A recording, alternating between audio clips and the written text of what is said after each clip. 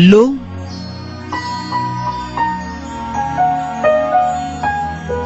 l'habitat,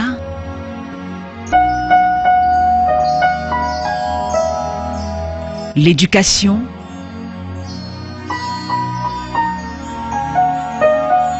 et la santé publique, les réalisations du budget d'investissement public 2017 dans le domaine social sont palpables dans toutes les localités du Cameroun. Malgré la conjoncture et les menaces à l'intégrité du territoire, les pouvoirs publics, à travers le ministère de l'économie, de la planification et de l'aménagement du territoire, ont maintenu un niveau d'investissement appréciable dans le souci d'améliorer le bien-être social des populations en ville comme en campagne.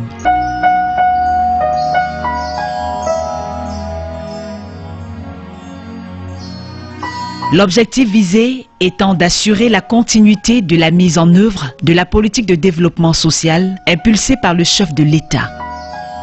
Les parties prenantes impliquées dans la mise en œuvre du BIP ont travaillé d'arrache-pied pour garantir l'optimisation de son exécution pour des résultats à la hauteur des attentes.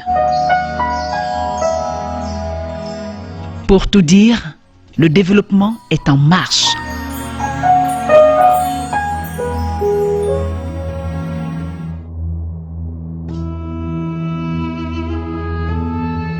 Le supplice commence dès le lever du jour.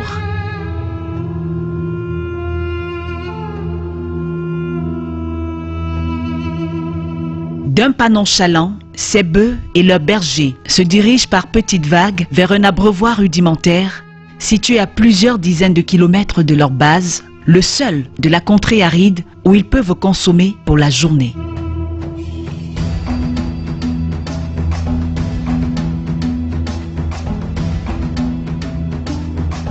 Sur leur chemin, ils rencontrent des femmes et des enfants, émoussés par plusieurs heures de marche vaine et harassantes qui s'y rendent aussi. Malgré la rudesse du climat et de la corvée, ces pâtres obstinés doivent malheureusement se battre chaque jour ainsi pour maintenir leur cheptel bovin, leur seule raison de vivre.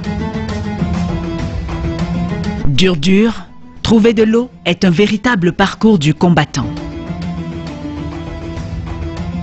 Avant, on partait chercher l'eau à 2-3 km.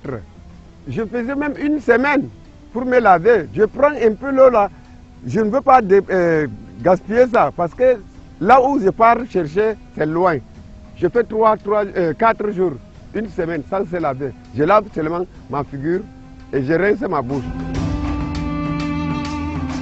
Si lasse de souffrir, la petite communauté de Bizarre, dans le Mayoluti au nord, s'est mobilisée à l'effet de signifier sa doléance à l'institution pourvoyeuse de fonds de développement. Sa démarche citoyenne lui a permis de bénéficier de ce forage pastoral à énergie solaire. L'ouvrage derrière nous est un forage solaire financé en 2017 pour un coût de 20 millions de francs CFA. Après les demandes répétées de M. le maire, c'est avéré que les bœufs trouvaient trop de difficultés pour s'abreuver ici en eau. Alors, dès lors que cet ouvrage a été octroyé, ça a été aussitôt exécuté parce que la demande est accrue. Si vous venez dans la journée, vous allez trouver un peu partout des attroupements de bœufs qui vont à peut-être 400 bœufs par jour qui viennent chercher de l'eau. À l'intérieur, on a une pompe et au-dessus, on a une citerne. Et au-dessus de la citerne, nous avons des plaques solaires qui, à force d'actionner par l'énergie, ça tire l'eau du sous-sol et cela est recueilli dans la citerne. Plus tard, donc, cette eau est orientée vers les abreuvoirs qui sont un peu équipés des vannes pour que de temps à autre cela soit équilibré. L'espace d'abreuvage communautaire grouille de centaines de milliers d'animaux à longueur de journée.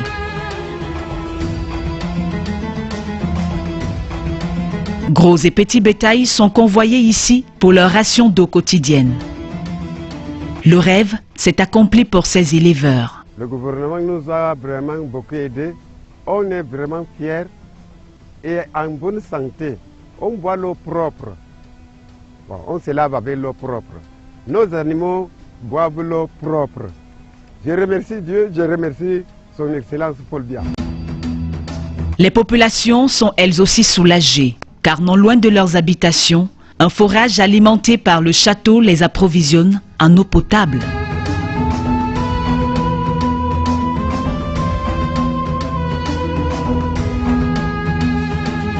À Yagua comme à Bizar, les femmes sont aussi soulagées de longues marches épuisantes.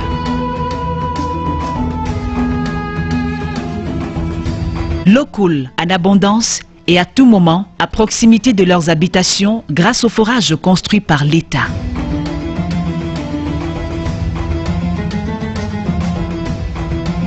Plusieurs autres communautés de l'extrême nord ont elles aussi bénéficié d'adduction d'eau potable en 2017.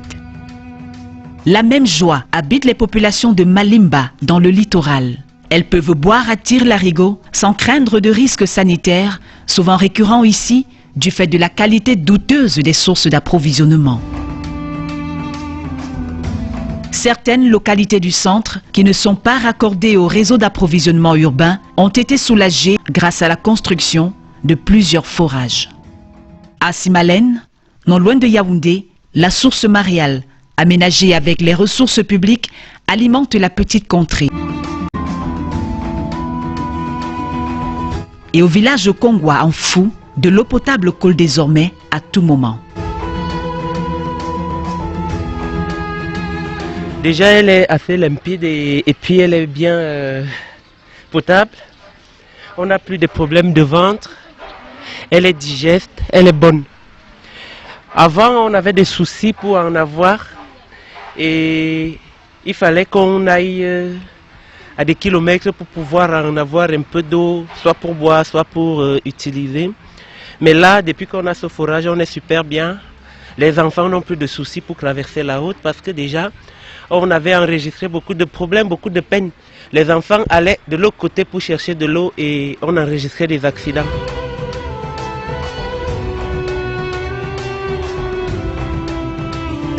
Les communautés bénéficiaires de forages au nord-ouest ont de l'eau potable à proximité de leur maison. In the divisions of the Northwest, we had allocation for extension of gravity water supply to some of our major settlements, and we also had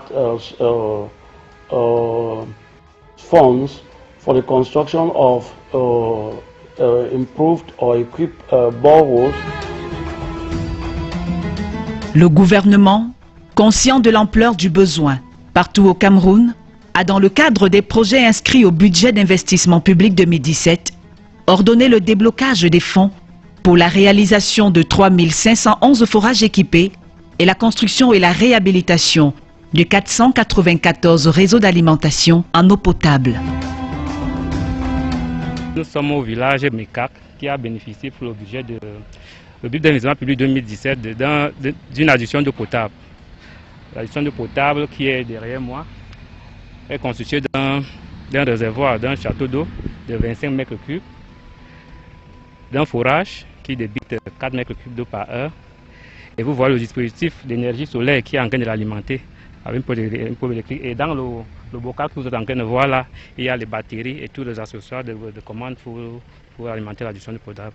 Dans l'adduction d'eau potable, on a aussi prévu 9 bonnes fontaines pour alimenter tout le village. Et le projet est déjà fonctionnel tel que vous le voyez.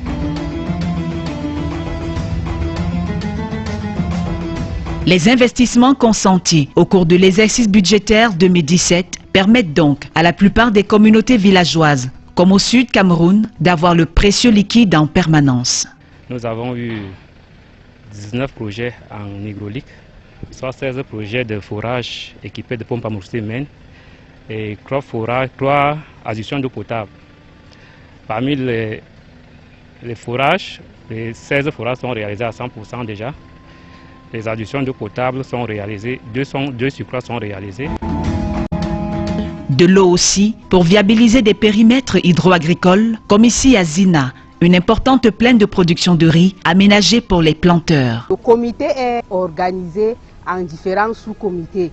À la fin d'une récolte, par exemple, ils ont ce qu'on appelle la redevance, qui prennent en champ avec les sacs de paddy. Et ces sacs sont évalués en carburant, engrais, huile de vidange et maintien en général. Et c'est chaque producteur qui paye cette redevance qui a accès à l'eau.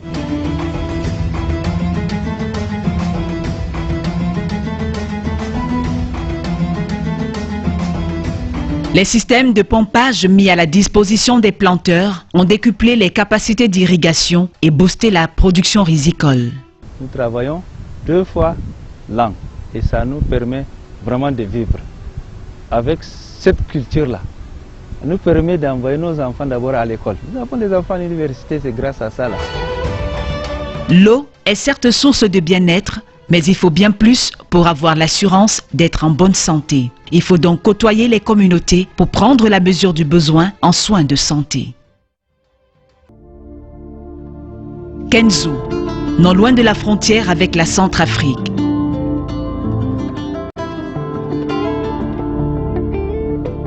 Ici vivent près de 56 000 âmes pour un seul centre médical d'arrondissement, d'ailleurs sous-équipé, et un médecin généraliste. La population de Kenzu était confrontée à un sérieux problème de prise en charge compte tenu du plateau technique insuffisant. Et généralement, ces populations étaient résolues à traverser en République centrafricaine pour des besoins d'intervention chirurgicale. Et c'était horrible pour une population camerounaise qui se rend dans un territoire en guerre.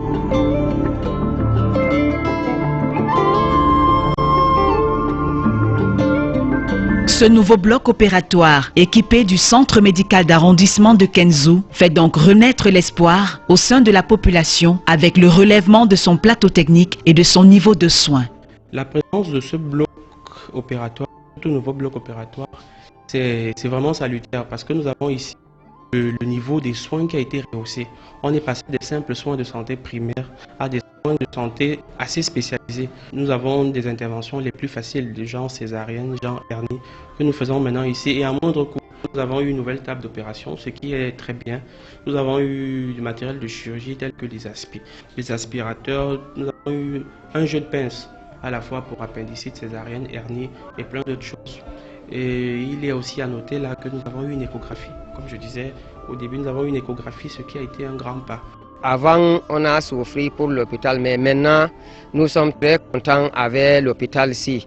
Parce que maintenant, on a déjà les médecins, ils sont même auprès des gens, par rapport qu'on amène les gens, les malades à Batouri, à peu près 100 quelque chose de kilomètres. J'ai amené ma fille pour bien d'accouchement, on demande de l'opérer. J'ai dit que bon, il n'y a pas de problème. Quand on l'a opéré, elle a fait 3 jours. Elle sort jusqu'au quartier, il n'y a pas de problème.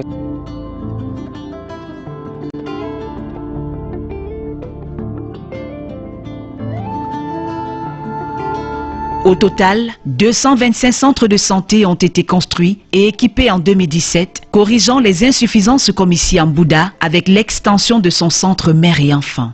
Nous avons une maternité actuellement qui n'avait que 12 lits et nous étions dépassés par rapport aux besoins, à capacité d'hébergement.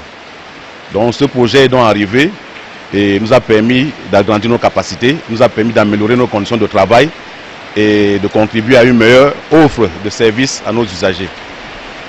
Donc c'est un pavillon que nous avons eu dans le cadre du budget d'investissement public au compte de l'année 2017 qui a coûté 70 millions de francs CFA et qui a été réalisé en 4 mois. Demdeng peut aussi assurer un minimum de soins à ses populations avec ce centre de santé construit aux frais de l'État. Village Elon, dans l'Amvila au sud. Le vieux Feugueux, 80 ans bien sonné, visite fièrement la case de santé que l'État a bâtie pour ses populations. Il est heureux d'avoir vu la bâtisse de son vivant. La construction et l'équipement de ce bâtiment au centre de santé de Pitois permet une meilleure prise en charge.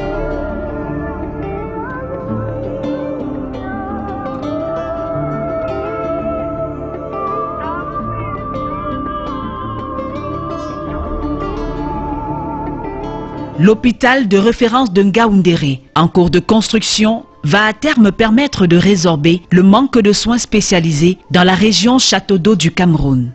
Nous avons beaucoup de problèmes de santé ici. Nous n'avons pas de formation sanitaire capable de prendre en charge ces difficultés. Il y a beaucoup de cas de référence qui partent vers Garoua ou vers Yaoundé. Et nous espérons qu'avec l'hôpital de référence, nous allons diminuer, voire éradiquer ces références pour que tout soit traité localement, qu'il y ait un projet de plan d'urgence. La ville de Garoua voisine a aussi bénéficié d'un hôpital de référence en cours de construction. Derrière moi, ce que vous apercevez, c'est le chantier de construction du centre hospitalier régional de Garoua. Il y aura un hôpital qui aura tous les services avec des plateaux techniques de pointe et qui aussi doit être fonctionnel pour la canne. En Kwen, dans la région du Nord-Ouest, la PMI a vu ses capacités d'accueil s'améliorer avec la construction d'un centre pédiatrique. Nourrissons et adultes ne partageront plus les mêmes espaces de soins. Nous remercions l'État camerounais de nous avoir donné le bloc pédiatrique ici à l'hôpital. Vous avez vu que c'est nouvellement construit. Et avant, on avait un problème dans cet hôpital. Le problème, c'était qu'on avait un medical ward où les adultes comme les enfants étaient tous hospitalisés dans la même salle. Mais après avoir construit ce nouveau bloc, nous avons observé que les parents nous fassent plus confiance, les mères sont plus enthousiasmées pour amener les enfants à l'hôpital.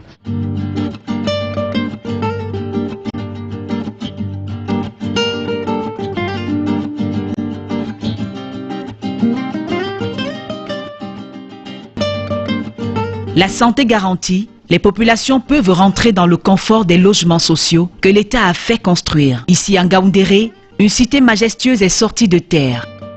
C'est un projet de 100 logements sociaux. Nous avons une école, un centre de santé, un supermarché. Nous avons 12 villas isolées. Nous avons 14 villages jumelés. Jumelés veut dire que double de villages isolés. Et puis nous avons un supermarché, un centre de santé, 4 locales commerces. Un projet similaire est en cours d'exécution à Garoua au nord. Non loin de là, les populations vivant le long du fleuve Logone et du lac Maga arborent un sourire. À la faveur du projet d'urgence de lutte contre les inondations Pulsi, de nouvelles cases ont été reconstruites. Avant, nous étions 0 mètre de la digue. Maintenant, on nous a déplacés. J'ai bénéficié 7 cases avec un WC avec un latrine. Avec autant de facilité, les parents peuvent préparer l'avenir de leurs enfants en âge de scolarisation. Les efforts déployés par les pouvoirs publics développent les écoles pour garantir l'éducation à tous. À Pinchumba, dans la localité de Poli, région du Nord, la précarité fait place à la modernité. Le temps des cours saisonniers est désormais derrière les élèves de la localité, souvent obligés de rester chez eux en saison des pluies. Les hangars de fortune qui leur servaient de salle de classe les exposaient aux intempéries. Les 3 premières années, c'était très difficile. Parce qu'on était obligé de commencer effectivement les cours au mois de fin septembre à cause des pluies.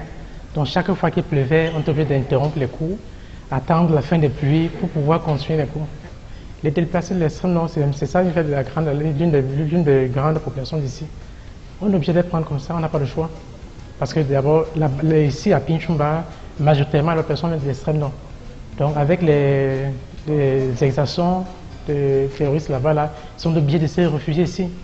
Et nous, on se trouve vraiment acculés par le nombre de personnes qui viennent de l'extrême nord. On fait ce qu'on peut pour accueillir le grand nombre qu'on peut accueillir. Donc vraiment, nous disons merci déjà au gouvernement, grand merci pour ce projet-là, parce que ça nous a permis de caser bien plus de 150 élèves. Le nombre de salles de classe construites et équipées a connu une hausse substantielle en 2017. Ce renforcement de la capacité d'accueil des écoles offre de meilleures conditions d'études aux enfants. École publique de Koutaba. La petite enfance joyeuse fait le dur apprentissage de l'école. Elle a de la chance car l'année dernière, l'État a doté cette école de nouvelles salles de classe en matériaux locaux pour lui offrir des conditions d'études décentes. Il faut dire que ce projet vient d'un besoin qui était vraiment créable en infrastructure éducative. Donc, c'est dans un cadre général dans la commune de Koutaba. Et plus particulièrement, cette école souffrait d'un manque de bâtiments. Elle a donc été inscrite dans notre plan de développement et il a été transmis parmi les projets prioritaires au MINEPAD. Et Dieu merci, il a pu être financé donc, pendant l'exercice 2017. Le LEM Mangouété, la cour de l'école de la petite localité de Mélon, est en effervescence. Les mioches et leurs parents disent leur gratitude au président de la République pour les avoir sortis de ce taudis. Ce bloc de salles de classe va dorénavant les accueillir. Je voudrais remercier les pouvoirs publics de ce geste salutaire qui est pour nous un très grand événement parce qu'en fait, c'est la première réalisation publique dans notre village. Certaines écoles de Yaoundé 7e n'étaient pas mieux loties. Un peu plus d'1 millier d'enfants recevaient des enseignements dans ce bloc en planche ouvert avant la construction de ces bâtiments neufs. Ces investissements ouvrent ainsi de nouvelles perspectives à la communauté estudiantine, des zones reculées avec l'introduction des formations spécialisées adaptées aux besoins du marché de l'emploi local. C'est le cas du lycée agricole de Yagua. Pour que nous puissions accéder à l'émergence du Cameroun, il faudrait que les agriculteurs soient des professionnels. D'où la nécessité de former les jeunes dans le domaine de l'agriculture et de l'élevage. Pour nous, cela a une grande importance parce que la jeunesse du Mayo d'Anay et des environs doit être formée aux techniques agricoles.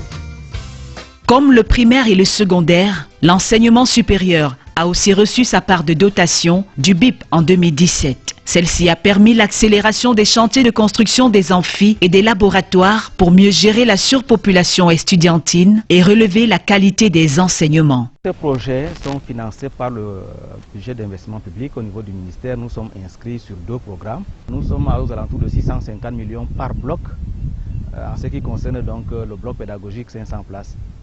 Et pour la faculté de sciences, nous sommes aux alentours d'1,7 milliard qu'il faut pour pouvoir donc aller jusqu'à la fin des travaux.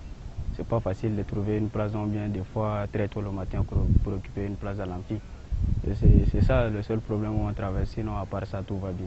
Davantage de forages, de salles de classe, de centres de santé et de logements sociaux, les réalisations du budget d'investissement public 2017 ont marqué une nouvelle étape vers l'atteinte des objectifs du document de stratégie pour la croissance et l'emploi qui prône un développement accéléré du Cameroun.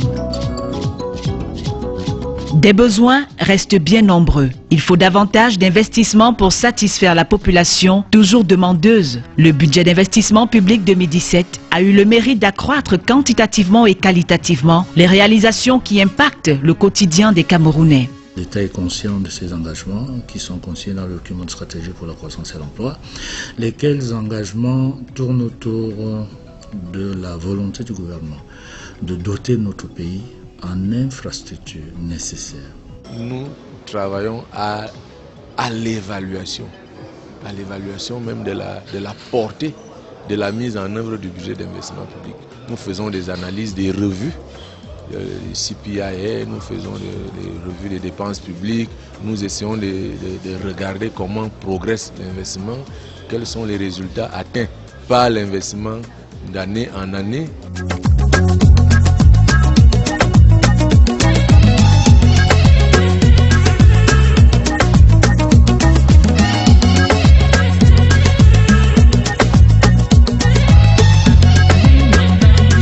comme c'est le cas pour chaque exercice budgétaire, les 3 administrations clés, à savoir le ministère de l'économie, de la planification et de l'aménagement du territoire, le ministère des Finances et le ministère des marchés publics, s'impliquent pleinement dans la chaîne d'exécution du budget d'investissement public, de la préparation du budget à l'étape de suivi-évaluation, en passant par l'exécution et le contrôle.